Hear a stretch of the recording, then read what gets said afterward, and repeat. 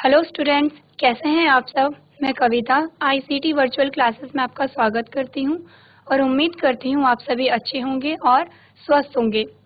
So class, हम बात कर रहे थे chapter number 8 that is human health and disease. इसमें जो हमारा टॉपिक चल रहा था वो कैंसर के बारे में चल रहा था, जिसमें आपने कैंसर के बारे में जाना कि कैंसर कैसे कॉज होता है, कितने प्रकार का कैंसर होता है और उसमें जो ट्यूमर होता है ट्यूमर के भी आपने टाइप्स पढ़े थे। उसके बाद आपने देखा था कि जो कैंसर कॉज होता है वो अलग अलग नामों से जाना जाता है, यानी टाइप्स ऑफ कैंसर भी आपने देखा था। इसके आगे का जो टॉपिक है वो हम आज कवर करेंगे। उससे पहले हम एक क्विक रिवीजन करेंगे। तो आइए चलते हैं स्मार्ट बोर्ड की तरफ। सबसे पहले आपने कैंसर के कॉजेज देखे थे, यानी कि कैंसर किन किन चीज़ों से होता है, जो केमिकल्स होते होंगे या फिर अदर जो पार्टिकल्स होते हैं। तो जिन चीज़ों से कैंसर कॉज होता है उसे हमने कहा था कार्सिनोजन, यानी कि वो सभी चीजें या फिर वो सभी केमिकल्स या फिर वो सभी सब्सटेंस जो कि कैंसर को कॉज करते हैं उन्हें हम कार्सिनोजन कहते हैं। तो कार्सिनोजन जो है वो 3 टाइप्स के हमने डिवाइड किए थे। सबसे पहला हमने फिजिकल देखा था कि जो फिजिकल कार्सिनोजन कौन से होते हैं। नेक्स्ट हमने बात की थी केमिकल कार्सिनोजन की, और उसके बाद हमने बात की थी बायोलॉजिकल कार्सिनोजन की। सबसे पहले हम देखेंगे फिजिकल फैक्टर। फिजिकल फैक्टर या फिर फिजिकल कार्सिनोजन। फिजिकल कार्सिनोजन में क्या आया, आयनोआइजिंग रेडिएशन आई, जैसे एक्स रेज, गामा रेज और यूवी रेज। ये आई हमारे पास एक्स रेज और गामा रेज।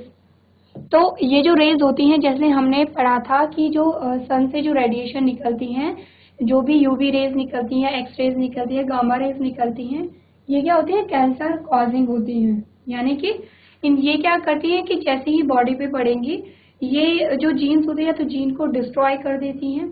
डिस्ट्रॉय यानी उन्हें खत्म कर देती हैं या फिर उन्हें म्यूटेशन कॉज करती हैं। जैसे ही रेडिएशन पड़े उसने म्यूटेशन किया या फिर जीन को डैमेज कर दिया। अगर जीन को डैमेज किया तो वहाँ पे जो सेल होगी वो भी डैमेज हो जाएगी। तो ऐसे ही क्या होता है कि जो डैमेज सेल होती है वो फिर से ग्रो करने लगती है और ऐसे ये कैंसर कॉज कर देता है। तो फिजिकल फैक्टर में क्या आएगा, फिजिकल फैक्टर में रेडिएशन आएगी। नेक्स्ट हमारे पास आता है केमिकल फैक्टर। तो केमिकल फैक्टर यानी केमिकल जो कार्सिनोजन होते हैं वो केमिकल से रिलेटेड होंगे, जैसे कि टोबैको एंड स्मोक।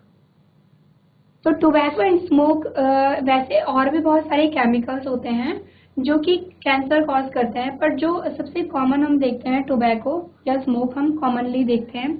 तो टोबैको और स्मोक ऐसे केमिकल्स होते हैं जिनसे क्या होता है, कैंसर होता है। यानी ये भी क्या करते हैं, सेल को डैमेज करते होंगे, कहीं ना कहीं जीन को भी डैमेज करते होंगे। जैसे कि टोबैको से आपने देखा कि टोबैको से मुंह का कैंसर होता है। आपने बहुत सारे ऐड में भी देखा होगा कि जैसे कोई पहले टोबैको लेता था तो उसके फिर मुंह में कैंसर हो गया। और मुंह में जब कैंसर हो तो पूरा जो हमारे माउथ के अंदर के जो ऑर्गन होते हैं जैसे टीथ, गम्स वगैरह, तो ये सारे क्या रिमूव करने पड़ते हैं। तो ये आपने देखा कि जो केमिकल फैक्टर्स होते हैं वो कैसे कैंसर कॉज कर सकते हैं। टोबैको और स्मोक का जो एग्जाम्पल यहाँ पे लेने का मतलब है कि हमें ये पता चले कि जो भी जैसे आप कभी किसी को देखते हैं टोबैको या स्मोक करते हुए, तो आप उन्हें बता सकते हैं कि उसके क्या क्या हार्म हो सकते हैं। या फिर कभी आप फ्यूचर में देखेंगे और अगर कोई पीयर प्रेशर में आके आपको लगेगा कि आपको टोबैको यूज कर लेना चाहिए, आपको एक बार देख लेना चाहिए कि ये कैसा है। बट अगर इससे पहले आपको ये पता हो कि इसके क्या क्या नुकसान होते हैं, यानी ये क्या प्रभाव डाल सकता है आप पे, आपको पता है कि टोबैको कैंसर कॉज करता है, तो आप क्या करेंगे, आप टोबैको नहीं यूज करेंगे क्योंकि आपको पता है कि वो आपके लिए हार्मफुल है। इसीलिए जो केमिकल फैक्टर है, केमिकल कार्सिनोजन का जो एग्जाम्पल लेने का जो सबसे मेन मोटिव ये था कि आपको पता चले कि जो भी आप जनरली लोगों को देखते हो टोबैको या स्मोक करते हुए वो क्या है, बहुत हार्मफुल है हमारे लिए। नेक्स्ट जो हमारे पास फैक्टर आता है बायोलॉजिकल फैक्टर। बायोलॉजिकल फैक्टर में ये क्या होता है, कुछ वायरस होती हैं जिनमें ऑन्कोजीन प्रेजेंट होती हैं। जैसे मैंने आपको बताया था कि जो कैंसर कॉजिंग जीन है वो ऑन्कोजीन होता है। तो किन्हीं किन्हीं वायरस में क्या है, ये वायरल ऑन्कोजीन प्रेजेंट होता है जो कि क्या करता है, कैंसर को कॉज करता है। तो ये आपने देखा कि जो कार्सिनोजन होते हैं वो कितने प्रकार के होते हैं और इनके क्या क्या एग्जाम्पल हैं। तो इसके बाद जो हमारे पास आया वो आया डायग्नोसिस ऑफ कैंसर, यानी कि कैंसर का पता कैसे लगाया जाता है। तो इसमें सबसे पहले हमारे पास बायोप्सी आया था, जिसमें हमने देखा था कि इसमें क्या होता है कि जो डैमेज ऑर्गन होता है या फिर जो एरिया होता है उसमें एक छोटा सा टिश्यू ले लिया जाता है कट करके और उसे माइक्रोब में स्टडी करते हैं। तो जो कैंसीरियस सेल होती है उसका जो स्ट्रक्चर होता है उसमें वियर्ड स्ट्रक्चर देखने को मिलता है, यानी नॉर्मल सेल से डिफरेंट स्ट्रक्चर देखने को मिलेंगे। तो ये तो था बायोप्सी। नेक्स्ट आता है रेडियोग्राफी टेक्निक। रेडियोग्राफी टेक्निक में क्या बताया था, इसमें रेडिएशन यूज होती हैं और कैसी रेडिएशन, जैसे डिफरेंट इंटेंसिटी वाली, जैसे जो रेडिएशन कैंसर कॉज करेंगी वो बहुत हाई इंटेंसिटी वाली होंगी और जो इन्हें डायग्नोज करेंगी वो लो इंटेंसिटी वाली होंगी। नेक्स्ट आया सीटी स्कैन हम कराते हैं, जिसमें मैंने आपको बताया था कि ये क्या देता है, 2D इमेज देगा। और इसके बाद क्या आया, एमआरआई आया, ये क्या देगा, 3D इमेज देगा। तो क्या होता है कि जो सीटी स्कैन से अच्छा जो एमआरआई होता है, एमआरआई में ज़्यादा अच्छी क्लियर पिक्चर आएगी, जिससे पता चलेगा कि जो सेल है वो नॉर्मल है, ये कैंसीरियस है। नेक्स्ट हमारे पास आता है कि अच्छा मैग्नेटिक जो एमआरआई होता है, एमआरआई में हम क्या यूज़ करते हैं, एमआरआई में जो मैग्नेटिक फील्ड यूज़ करते हैं, यहाँ पे कोई भी रेडिएशन यूज़ नहीं हो रही है। इसका मतलब ये क्या है, ये सबसे बेस्ट तरीका है, क्योंकि यहाँ पे कोई जैसे अगर यहाँ पे सीटी स्कैन हो रहा है, वहाँ पे एक्सरेज का यूज़ हो रहा है, तो वो कैंसर कॉज तो नहीं करती, उनकी इंटेंसिटी तो कम होती है, पर वो कुछ ना कुछ हार्म हमारी बॉडी को ज़रूर पहुँचाएंगे, क्योंकि वो क्या है, रेडिएशन है। तो जो एमआरआई में होता है, एमआरआई में क्या यूज़ होता है, मैग्नेटिक फील्ड को यूज़ किया जाता है, प्लस ये 3D इमेज भी देगा, यानी ज़्यादा क्लियर पिक्चर को देगा। उसके बाद आपने लेबोरेटरी टेस्ट के बारे में देखा और फिजिकल एग्जाम के बारे में देखा। तो ये क्या था, ये कुछ मेथड थे जिनसे कि आप कैंसर का पता लगा सकते हैं।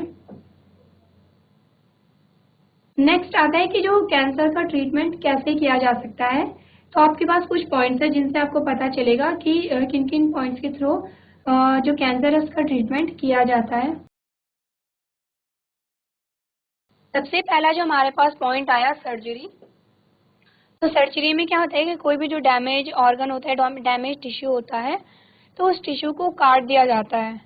तो ये तो जब इनिशियल स्टेज पे अगर ये कैंसर हो रहा है तो तब तो सर्जरी ठीक है, क्योंकि तब क्या होता है कि ये कुछ बहुत ज़्यादा ऑर्गन्स को डैमेज नहीं करता है, डिस्ट्रॉय नहीं करता है।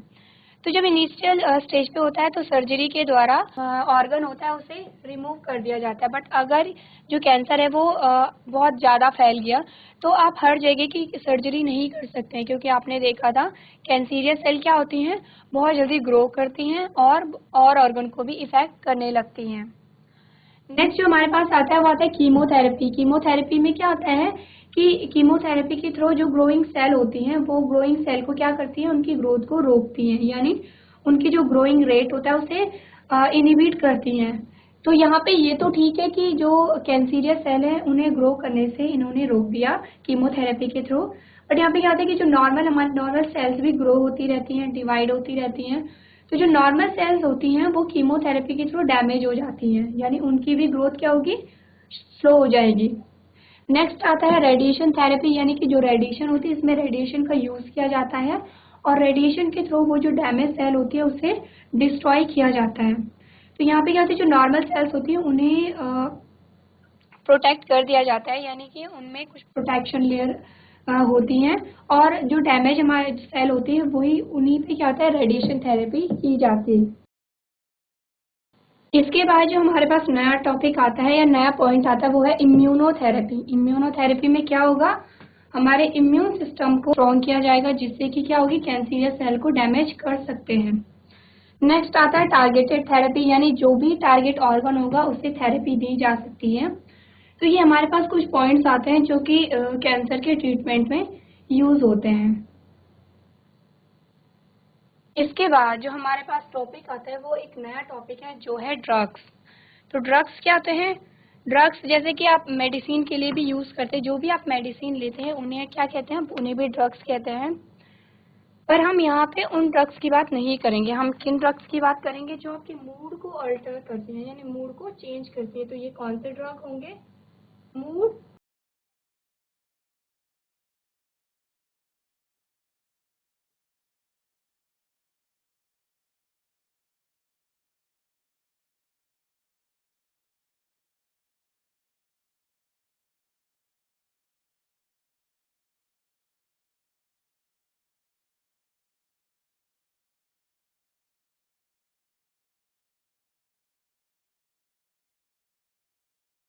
तो ये क्या है? मूड ऑल्टरिंग सब्सटेंस है, यानी कि हम उन ड्रग्स के बारे में बात करेंगे जिन ड्रग्स से क्या होता है कि आपका मूड चेंज हो जाता है। अब यदि हम मेडिसिन के बारे में बात करेंगे, तो जब भी आप मेडिसिन लेते हैं तो ऐसा नहीं होता है कि आपने मेडिसिन लिया और आपका मूड चेंज हो गया, या तो आप ऐसे हो गए कि बहुत ज़्यादा एक्साइटेड हो गए, आप नाचने लग गए। ऐसा भी नहीं होता है। या ऐसा भी नहीं होता कि आप एकदम नींद आ गई और आप बहुत बेहोशी वाली हालत में आ गए। यानी कि जो मेडिसिन होती हैं वो क्या करेंगी? जो उनका फंक्शन होगा वही करती हैं। बट जो ड्रग्स होते हैं, ड्रग्स में क्या होता है कि हमारे मूड को वो बहुत जल्दी से चेंज कर देते हैं। यानी कि बहुत जल्दी जल्दी जो मूड होता है, जैसे कि आप बहुत ज़्यादा एक्साइटेड हो गए या फिर आप बहुत ज़्यादा डिप्रेस हो गए, तो यानी जो भी सब्सटेंस हमारे मूड को चेंज करते हैं उन्हें क्या कहते हैं? मूड ऑल्टरिंग सब्सटेंस कहते हैं या फिर ड्रग्स कहते हैं। तो अगर आप ड्रग्स की डेफिनेशन देखेंगे तो ये क्या है? Drugs are chemical substance that affect or alter the physiology when taken into a living system. यानी कि जब भी आप इनटेक करेंगे, जब भी आप ड्रग्स को लेते हैं, तो ये क्या करता है? मूड को चेंज कर देता है। They can either be natural और सिंथेटिक, यानी कि जो ड्रग्स होते हैं वो नेचुरल भी होते हैं और सिंथेटिक भी होते हैं। इसके आगे आप देखेंगे कि हमारे पास बहुत सारे ऐसे ड्रग्स आते हैं जो कि नेचुरल होते हैं, यानी प्लांट से हमें मिलते हैं। नेक्स्ट जो हमारे पास हेडिंग आती है, types of drugs. Types of drugs में सबसे पहला आप देखेंगे ट्रैंकुलाइजर्स। अब ट्रैंकुलाइजर्स क्या होते हैं? ट्रैंकुलाइजर्स वो ड्रग्स होते हैं जो क्या करते हैं? हमारे नर्वस सिस्टम को काम कर देते हैं, यानी रिलैक्स कर देते हैं। जैसे कि इन्हें लेके क्या होता है? इंसान एकदम रिलैक्स होने लगता है और जैसे उसे हल्की सी नींद आने लगती है, यानी वो हाइपर एक्टिव नहीं होता है। क्या करता है? ये हमारे नर्वस सिस्टम को काम करता है, यानी कि आप बहुत रिलैक्स फील करेंगे। तो इस टाइप की जो कैटेगरी आती है वो किस में आती है? ट्रैंकुलाइजर्स में आती है। नेक्स्ट जो हमारे पास आता है वो आता है सेडेटिव एंड हाइप्नोटिक्स।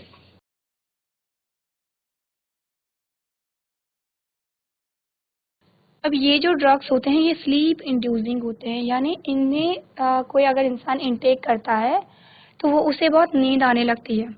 अब ट्रैंकुलाइजर्स और सेडेटिव में क्या डिफरेंस है? ट्रैंकुलाइजर जब लिया जाता है तो ये बहुत रिलैक्स फील कराता है। जैसे कि हम रिलैक्स कैसे फील करते हैं? जैसे कि कोई आपकी मसाज करे या फिर आपकी बालों में हल्की हल्की सी मसाज आपको दे, तो आप बहुत रिलैक्स फील करते हैं, आपको बहुत अच्छा फील आता है। तो ट्रैंकुलाइजर्स वही होते हैं जो हमारे नर्वस सिस्टम को बहुत रिलैक्स फील कराते हैं, आपको बहुत अच्छा अनुभव होता है। जबकि सेडेटिव क्या होते हैं? सेडेटिव में आपको बहुत नींद आने लगती है। ये आपको कैसा फील कराते हैं? स्लीपिंग इंड्यूसिंग है ये क्या है? Sleep inducing.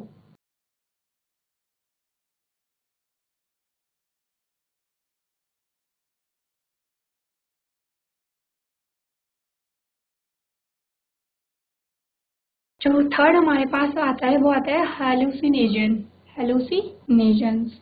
तो ये क्या होते हैं?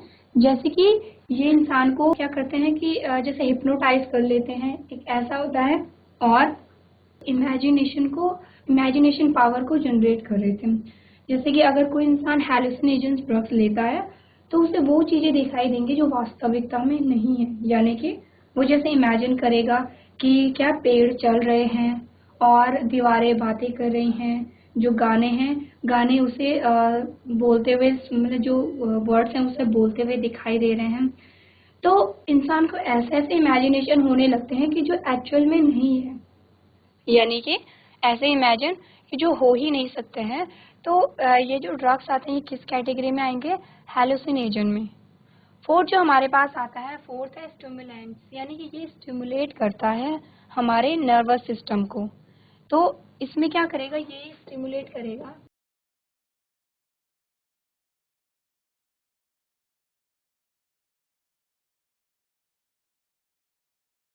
किसे स्टिमुलेट करेगा, ये नर्वस सिस्टम को, और इंसान क्या होगा, हाईली एक्टिव फॉर्म में आ जाएगा, यानी कि वो क्या करेगा, बहुत ज़्यादा एक्टिव हो जाएगा। जैसे कि इसने क्या किया, हमारे नर्वस सिस्टम को एक्टिव किया, तो जो ड्रग्स लेता है वो एक जगह पे बैठ नहीं पाता है, उसे बहुत ज़्यादा हाइपर एक्टिव होगा। जैसे काम को, अगर उसे कुछ काम भी करना है तो वो बस काम ही करता रहेगा, उसे आराम करना ही नहीं है। वो कहेगा जैसे एक काम उसने किया और वो दूसरे काम को करने के लिए भी बहुत ज़्यादा हाइपर होगा कि मुझे काम करना है करना है करना है करके। तो ये क्या करते हैं, नर्वस सिस्टम को स्टिमुलेट करते हैं। जो फिफ्थ नंबर का हमारे पास आता है वो आता है ओपियोइड्स। ओपियोइड्स जो होते हैं वो एज अ मेडिसिन भी यूज़ किया जाता है, क्योंकि ये क्या होते हैं, एनाल्जेसिक होते हैं।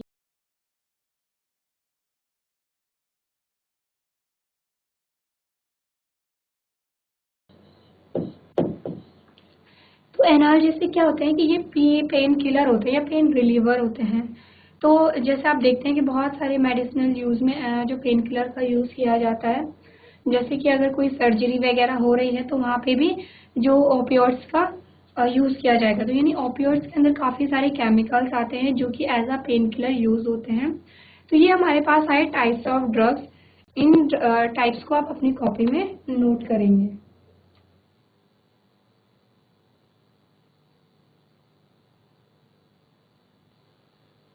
इसके बाद जो हमारे पास टॉपिक आता है वो आता है ओपियोइड्स। अब हम पढ़ेंगे ओपियोइड्स के बारे में। तो अगर ओपियोइड्स की आप डेफिनेशन देखेंगे तो आप देखेंगे opioids are the compound that bind to opioid receptors present in the central and peripheral nervous system. यानी कि जो ओपियोइड्स होते हैं वो ग्रुप ऑफ केमिकल और ग्रुप ऑफ ड्रग्स होते हैं जो कहाँ पे काम करेंगे, हमारे central and peripheral nervous system में करेंगे, और किस में करेंगे, गैस्ट्रो इंटेस्टाइनल ट्रैक में, यानी जीआईटी ट्रैक में ये वर्क करते हैं। नेक्स्ट है कि opioids are the generally use as an analgesic. जैसे कि एनाल्जेसिक में मैंने क्या बताया था, पेन रिलीवर में ये काम करते हैं, and gives as a medicine for pain relief and also in a diarrhoea. यानी कि ये जो ओपियोइड्स होते हैं ये एज अ मेडिसिन काम करते हैं। लेकिन जो इसमें आता है कि ये किस पे वर्क करेंगे, इसमें सबसे पहला है कि जो सेंट्रल नर्वस सिस्टम पे, पेरिफेरल पे और जीआईटी पे। तो इसमें जो सबसे पहले आपने क्या देखना है कि ओपियोइड्स क्या है, ग्रुप ऑफ केमिकल्स हैं। यहाँ पे आपको क्या है, एक प्लांट दिखाया गया है जिससे ओपियोइड्स मिलता है, उसका नाम है ओपियम पॉपी। और ये इसका केमिकल स्ट्रक्चर है, केमिकल स्ट्रक्चर है मॉर्फिन का। मॉर्फिन के बारे में हम आगे पढ़ेंगे कि मॉर्फिन क्या होता है। जो मॉर्फिन है वो यहीं से हमें प्राप्त होता है। तो आपने देखा कि जो ओपियोइड्स होते हैं वो क्या है, वो नेचुरल ड्रग्स हैं या फिर नेचुरल केमिकल्स हैं जो कहाँ से हमें प्राप्त हो रहे हैं, किसी प्लांट से प्राप्त हो रहे हैं। प्लांट का नाम आपने क्या देखा, ओपियम पॉपी है उसका नाम, और यहाँ से ये प्राप्त हो रहा है। तो ओपियोइड्स में सबसे आपने दो चीज़ें ध्यान रखनी, एक तो ये नेचुरल है, दूसरा ये एक्ट कहाँ करता है, यानी ये कहाँ पे करेगा, तो ये हमारे नर्वस सिस्टम पे इफेक्ट करता है। यानी अगर ये pain reliever as a pain reliever use हो रहा है,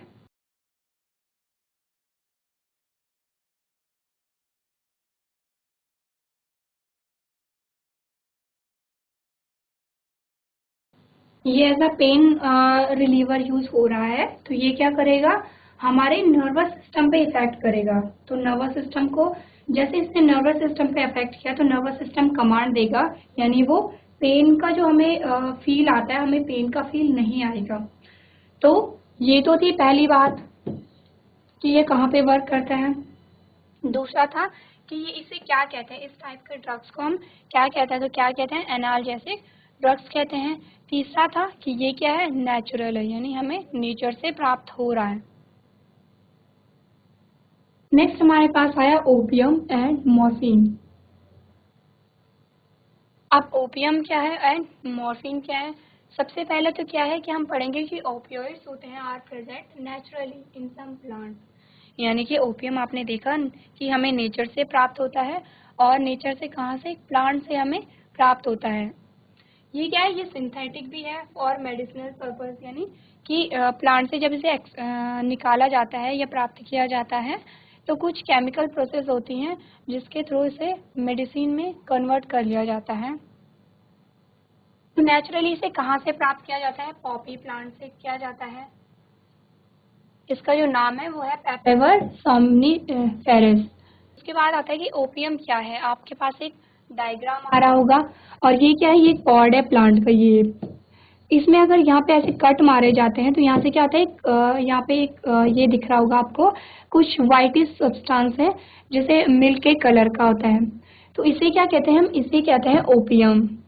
ओपियम फिर क्या होता है, ओपियम से ही आगे मॉर्फिन भी बनेगी और अदर ड्रग्स भी बनते हैं। तो ओपियम क्या है, opium has been used since ages for medicinal and research purpose. तो ये क्या होता है कि ये एक पॉड है, ये है पॉपी प्लांट है। पॉपी प्लांट के पॉड में क्या हुआ कि कट मारे गए। जब कट मारे गए तो कुछ फ्लूइड यहाँ से निकला, और ये कैसा, इसे क्या कहते हैं, लेटेक्स ऑफ पॉपी कहते हैं। इसे क्या कहते हैं, ये जो यहाँ पे आपको दिख रहा है इसे क्या कहते हैं,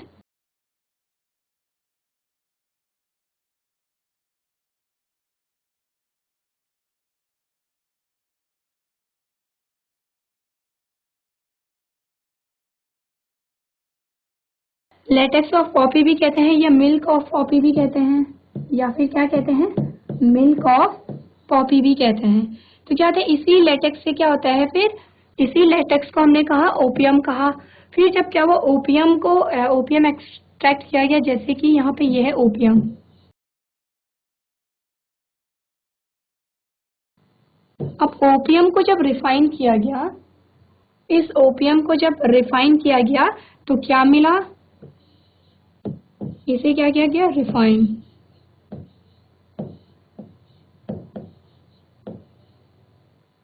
तो मिला मॉर्फिन।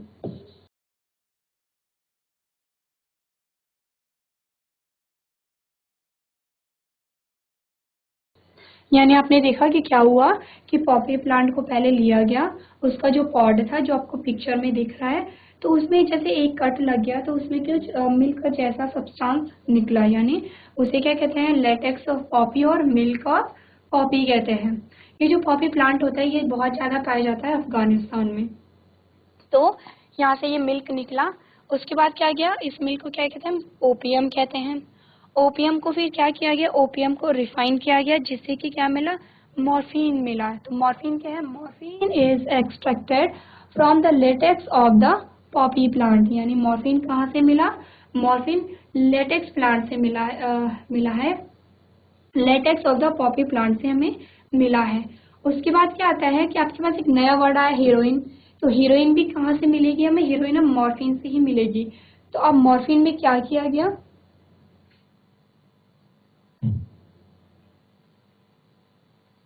हीरोइन जो मॉर्फिन था उसका एसिटाइलेशन किया गया, उसका क्या किया गया, एसिटाइलेशन।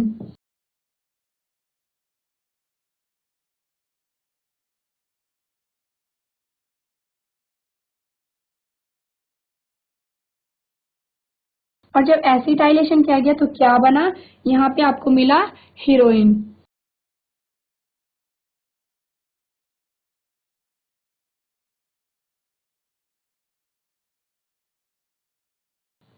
तो आपने देखा कि जो पॉपी प्लांट था, पॉपी प्लांट से आपको कितने सब्सटेंस मिले, 3 यहाँ पे आपको सब्सटेंस मिले। सबसे पहले ओपियम मिला, ओपियम को रिफाइन करके मॉर्फिन मिला, और मॉर्फिन का एसिटाइलेशन से हीरोइन मिला। तो हीरोइन क्या है, heroine is a highly addictive drug made from the morphine. यानी कि हीरोइन एक ड्रग है जो बहुत ज़्यादा एडिक्टिव है, यानी कि अगर कोई इसे लेता है तो बहुत इसका जो एडिक्शन होता है वो बहुत तेजी से होता है। हीरोइन को एक और नाम से कहते हैं स्मैक, इसे और क्या कहते हैं,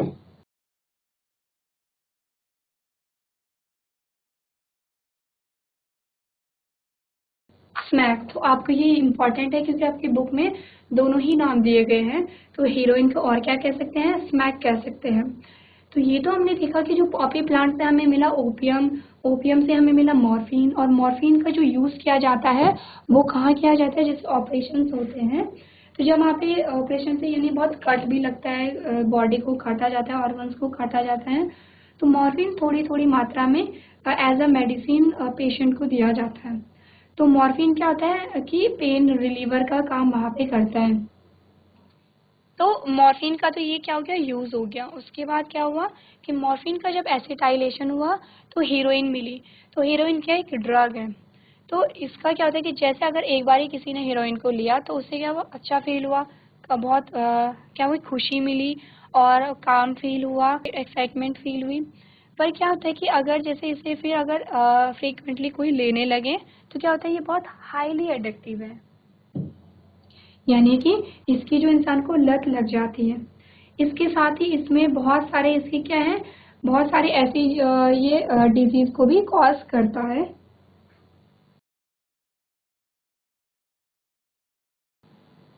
तो ये आपने ओपियम और हीरोइन के बारे में नोट कर लिया होगा। नेक्स्ट जो हमारे पास आता है कैनाबिनॉइड्स, यानी कि सबसे पहला आपने पढ़ा ओपियम के बारे में, अब आप पढ़ेंगे कैनाबिनॉइड्स के बारे में।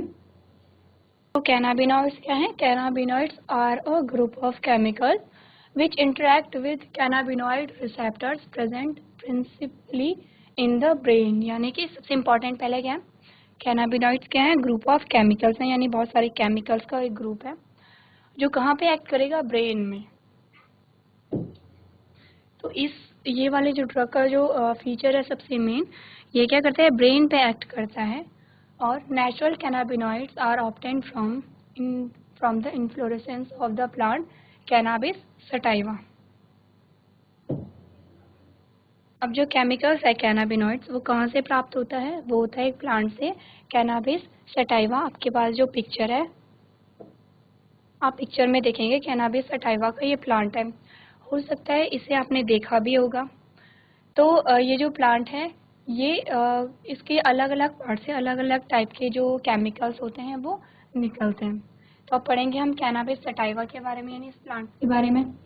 It is flowering annual plant, यानी कि क्या है, फ्लावरिंग है, एनुअल प्लांट है। whose phytochemical by, ये क्या है, फाइटोकेमिकल है, यानी कि ये केमिकल रिलीज करते हैं। कैसे केमिकल, जो फाइटो है यानी कि प्लांट से रिलेटेड हैं। तो इनके जो प्रोडक्ट्स हैं वो क्या है, हाशीश है। और आपने सुना होगा कि इसके जो और भी जो प्रोडक्ट हैं वो क्या हैं, जैसे आपने भांग के बारे में सुना होगा और चरस के बारे में आपने सुना होगा। तो ये सारे क्या होते हैं, ये सारे क्या हैं, ये सारे ड्रग्स की कैटेगरी में आते हैं। तो जो कैनाबिनॉइड्स के जो प्रोडक्ट होते हैं वो क्या है, ये सबसे पहले तो ब्रेन पे अटैक करेंगे। और इसके जो और प्रोडक्ट होते हैं वो मैंने आपको बताया था। सबसे पहला जो होता है वो होता है चरस। चरस के बाद आपको बताया कि जो गांजा होता है, इसके अलावा जो होता है भांग, और ये आपने हाशीश पढ़ा। तो इसमें जो सबसे इम्पोर्टेंट आपको याद रखना है कि जो कैनाबिनॉइड्स होते हैं वो हमें कहाँ से मिलते हैं, कैनाबिस सटाइवा एक प्लांट है वहाँ से मिलते हैं। कैनाबिस सटाइवा क्या है, एक फाइटोकेमिकल प्लांट है जो कि कुछ केमिकल को रिलीज करता है। अब इस जो ये जो प्लांट आपको दिखाई दे रहा है इसके अलग अलग पार्ट से क्या होती हैं, केमिकल्स निकलते हैं। जैसे कि इनके जो लीफ होती हैं, लीफ से भी ड्रग्स निकलता है। और जो इसका जो इन्फ्लोरेसेंस होता है उससे भी क्या होते हैं, कुछ केमिकल्स निकलते हैं। अब केमिकल्स या ड्रग्स जो कैनाबिस सटाइवा से निकलते हैं या हमें प्राप्त होते हैं, उसका आपको नाम याद रखना है। हाशीश हो गया, चरस हो गया, गांजा हो गया और भांग हो गया। तो ये क्या करेंगे, आप अपनी कॉपी में नोट करेंगे।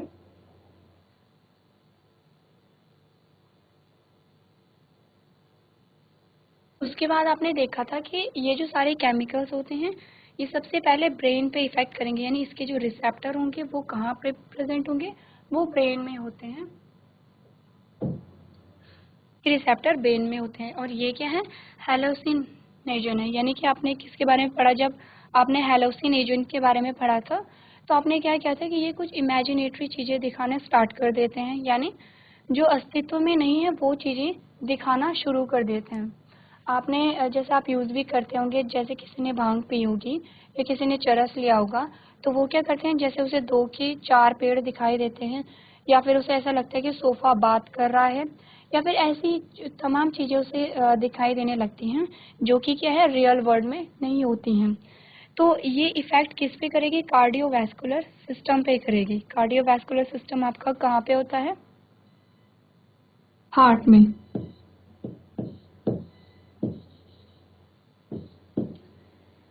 अब जब ये हार्ट पे वर्क करता है तो ये क्या करेगा, हार्ट बीट को बहुत इंक्रीज कर देता है, यानी बढ़ा देता है। हार्ट बीट को बढ़ाएगा तो बीपी को भी ये बहुत इंक्रीज कर देता है, हार्ट बीट में बढ़ाएगा। प्लस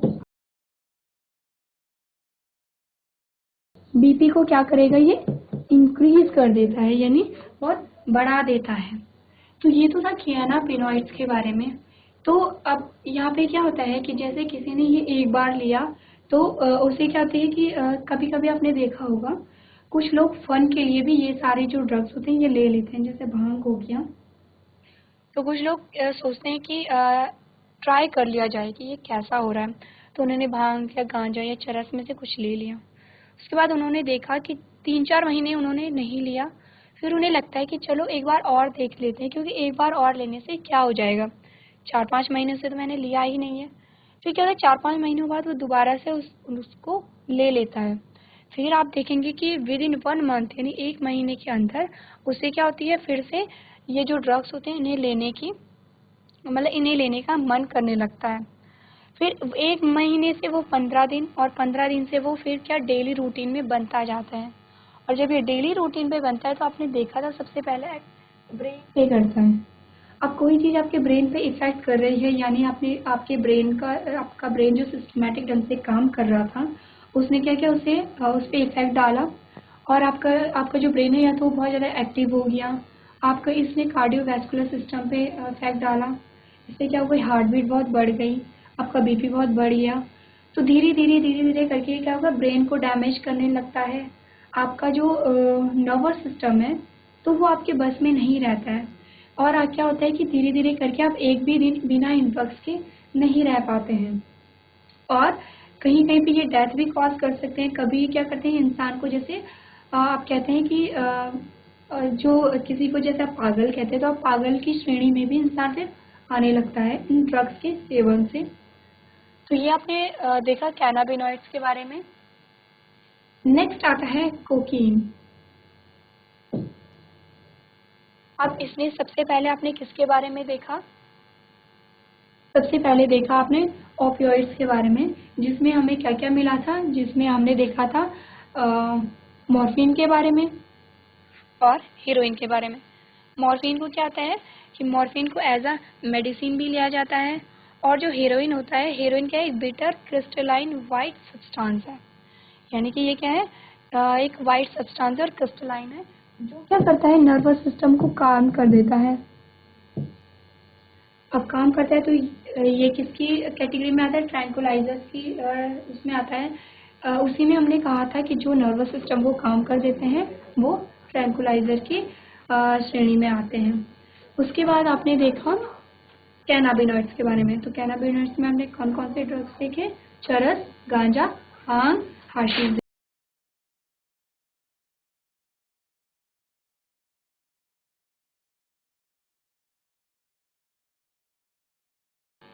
सो क्लास, आज आपने ड्रग्स के बारे में देखा, और आपने बहुत सारे ड्रग्स के ऐसे एग्जाम्पल देखे कि जो कहाँ नेचुरली हमें प्राप्त होते हैं, और जिन जिन चीज़ों से वो जिन जिन प्लांट से हमें प्राप्त होते हैं आपने उन्हें भी देखा। आई होप मैंने आपको जितना समझाया आपको समझ में आया होगा। इससे आगे का जो सेशन है हम नेक्स्ट क्लास में कंटिन्यू करेंगे। अभी तक क्लास में बने रहने के लिए आपका धन्यवाद।